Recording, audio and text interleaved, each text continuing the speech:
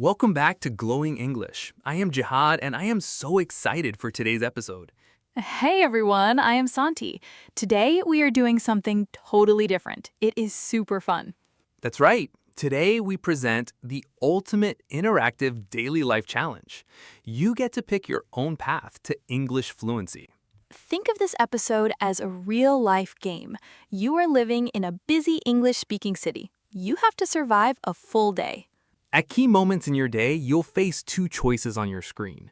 One choice is natural, the other choice will cause a funny, awkward moment. Yes, if you choose the wrong path, you go to a quick oops moment. Then you learn why it was wrong and try again. It's real survival English. It helps you handle real-life pressure without freezing up.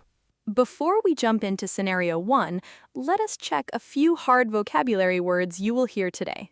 First word, hesitate. It means to pause before doing or saying something because you are unsure. Second word, phrasal verb. This is a combination of a verb and a preposition that creates a new meaning, like hang out or hold on. Third word, improvise. To make or do something on the spot without preparation. Fourth word, awkward. Feeling uncomfortable, uneasy, or embarrassed in a situation. Keep those words in mind. Now, let us start our morning in the big city. Scenario 1. The morning commute. It's 8 a.m. You step outside your apartment. The air is chilly and cars are honking. You walk quickly to the bus stop. The bus arrives, doors open, and you step inside. It's completely crowded. You look around. You spot one open seat. You walk over and prepare to sit down. Suddenly, a friendly stranger points to the empty space right next to you and asks, "Is this seat taken?" Now, pause. It's time for your first choice. Look at your screen. Choice A. You say, "Yes, please." Choice B, you say, no, go ahead. Take 3 seconds to think. What do you say? 3, 2, 1. Oh no, did you pick choice A?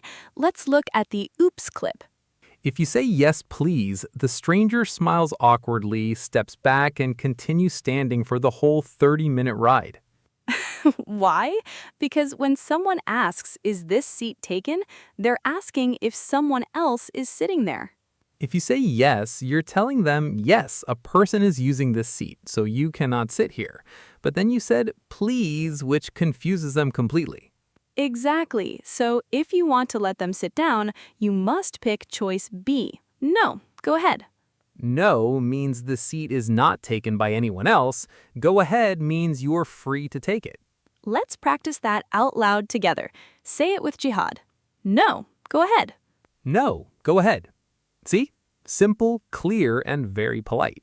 Hey, while you're enjoying this interactive game, take a quick second right now. Hit that like button and subscribe to Glowing English.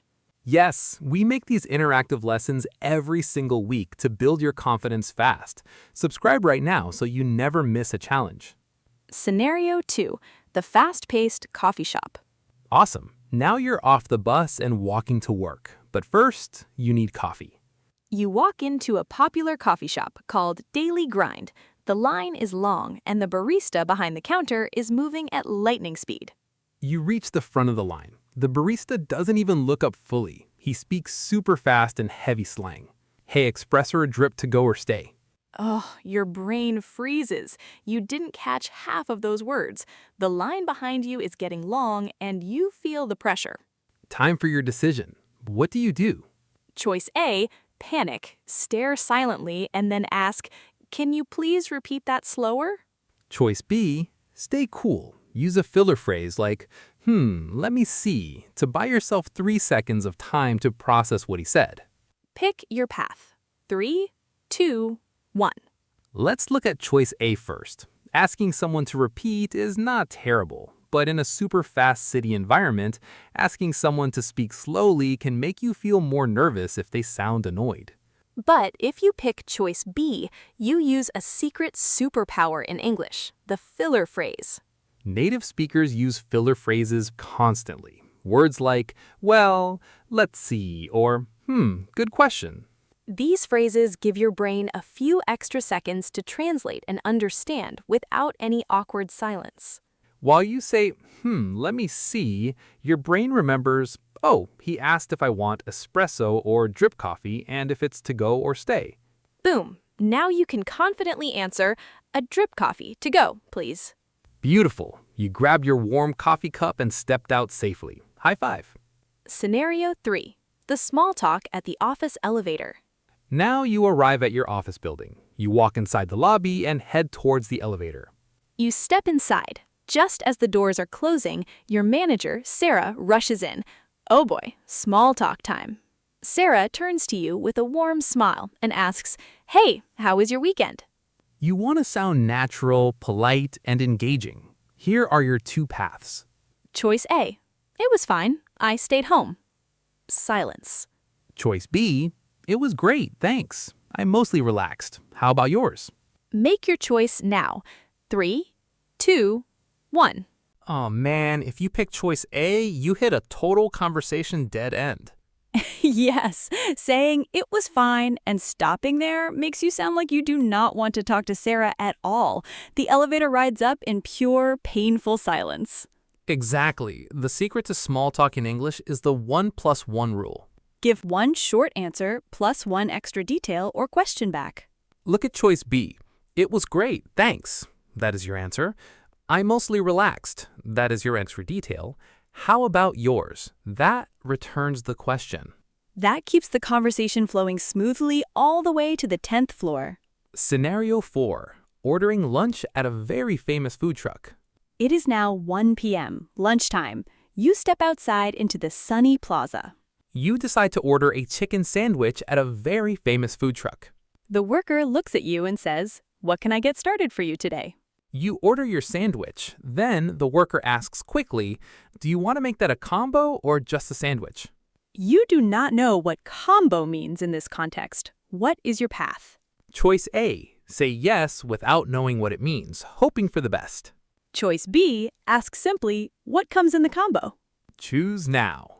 3, 2, 1. If you picked choice A, guess what? You just paid $4 extra for a giant soda and a bag of chips you didn't even want. Oops.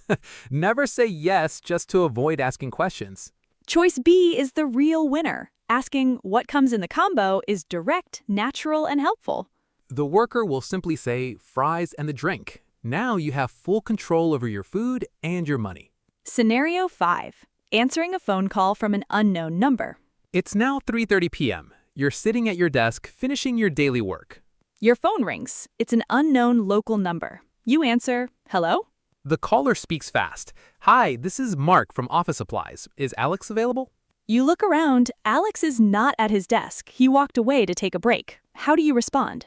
Choice A. Alex is not here. Bye. Hangs up. Choice B. He is away from his desk right now. Can I take a message? Pick your path. 3, 2, 1. Choice A was so harsh. Hanging up quickly sounds very rude in English professional culture. Always use choice B on the phone. He's away from his desk right now sounds smooth and professional. Adding, "Can I take a message?" shows great helpfulness and initiative. Mark will be super impressed. Scenario 6. Joining an evening after work hangout. It is 5:30 p.m. The workday is officially over. Your coworker turned friend David walks up to your desk and asks, hey, a few of us are grabbing a bite to eat. Want to join? You're feeling a little bit tired from all this English practice today. You want to decline politely without hurting his feelings. Choice A, no, I'm tired. I want to go home. Choice B, I would love to, but I have a long day tomorrow. Thanks for inviting me, though. Pick your path. 3, 2, 1. Choice A is way too direct and can sound a little cold. Choice B uses a soft refusal frame. Start with something positive. I would love to. Give a simple reason, but I have a long day tomorrow. End with appreciation. Thanks for inviting me, though. That preserves your friendship while letting you go home and relax guilt-free. Vocabulary review and wrap-up. Wow, what a day. You survived morning commutes, coffee rush hours, elevator small talk, lunch orders, phone calls, and evening plans. You did an amazing job playing along today. Let's quickly review the core phrases we learned. To offer a seat. No, go ahead. To buy time when listening. Let me see. To keep small talk alive, use the 1+1 rule. To clarify an order, what comes with that? To decline invitations softly, I would love to, but...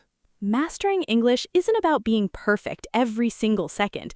It's about knowing how to navigate those small, everyday, real-life choices. Exactly. Every mistake is just an oops moment that teaches you the right path for next time. Remember to subscribe to Glowing English right now if you haven't already. Yes, make sure to visit our channel page for dozens of interactive games, podcast scripts, and listening challenges. Drop a comment down below and tell us which choice was the hardest for you today. We love reading your comments. Keep practicing, keep choosing the right path, and keep shining. See you in the next episode of Glowing English. Bye-bye.